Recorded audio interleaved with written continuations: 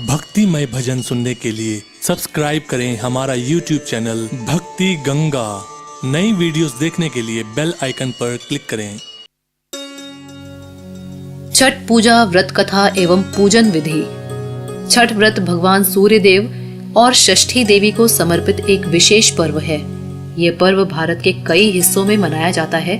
खासकर उत्तर प्रदेश, झारखंड और बिहार में इसे महापर्व के रूप में मनाया जाता है।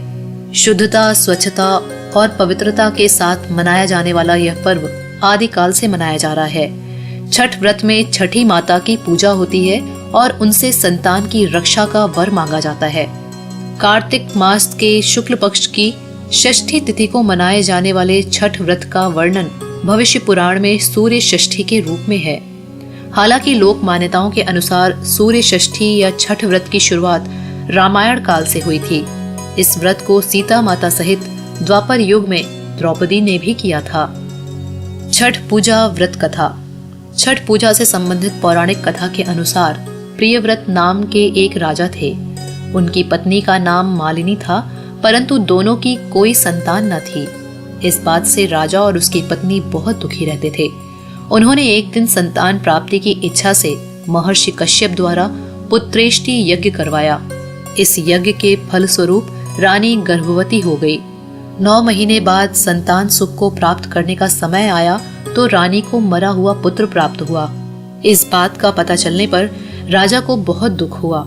संतान शोक में उन्होंने आत्महत्या का मन बना लिया, परंतु जैसे ही राजा ने आत्महत्या करने की कोशिश की, उनके सामने एक सुंदर देवी प्रकट हुई। देवी ने राजा से कहा कि मैं षष्ठी देवी हूँ। मैं लोगों को पुत्र का सौभाग्य प्रदान करती हूँ। इसके अलावा जो सच्चे भाव से मेरी पूजा करता है, मैं उसके सभी प्रकार के मनोरथ को पूर्ण कर देती हूँ। यदि तुम मेरी पूजा करोगे तो मैं तुम्हें पुत्र रत्न प्रदान करूंगी। देवी की बातों से प्रभावित होकर राजा ने उनकी आज्ञा का पालन किया। राजा और उनकी पत्नी ने कार्तिक शुक्ल की षष्ठी तिथि के दिन देवी षष्ठी की पूरे विधि विधान से पूजा की। इस पूजा के फलस्वरूप उन्हें एक सुंदर पुत्र की प्राप्ति हुई। तभी से छठ का पावन पर्व मनाया जाने लगा।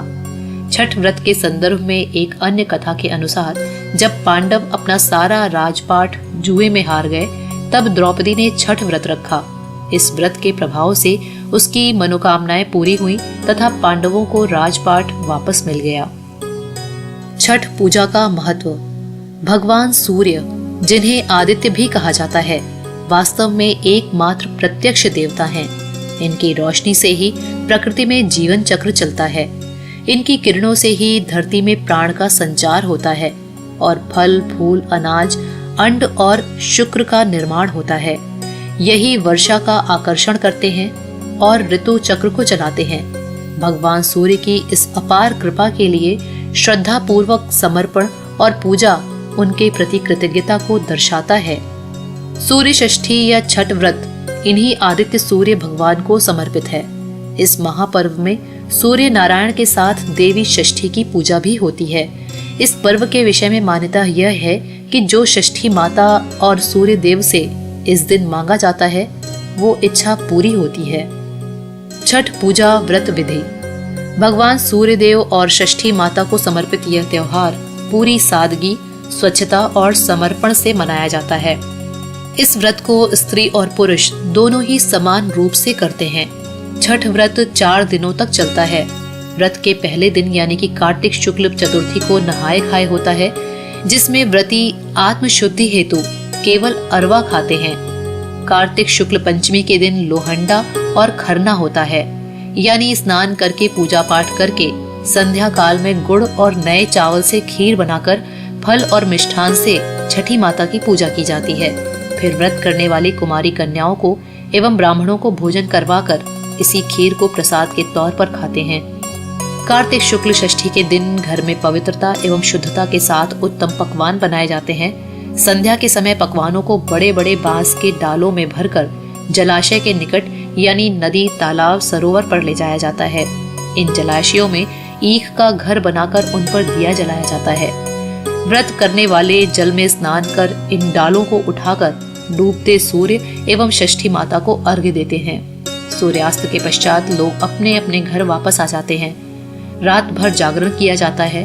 कार्तिक शुक्ल सप्तमी के दिन सुबह ब्रह्म मुहूर्त में पुनः संध्या काल की तरह डालों में पकवान, नारियल, केला, मिठाई आदि भरकर नदी तट पर लोग जमा होते हैं। व्रत करने वाले सुबह के समय उगते सूर्य को अर्घ देते हैं। अंकुरित चना हाथ में लेकर षष्ठी व्रत की कथा कही और सुनी जाती है। कथा के बाद प्रसाद वितरण किया जाता है और फिर सभी अपने घर लौट जाते हैं। व्रती इसी दिन पारण करते हैं।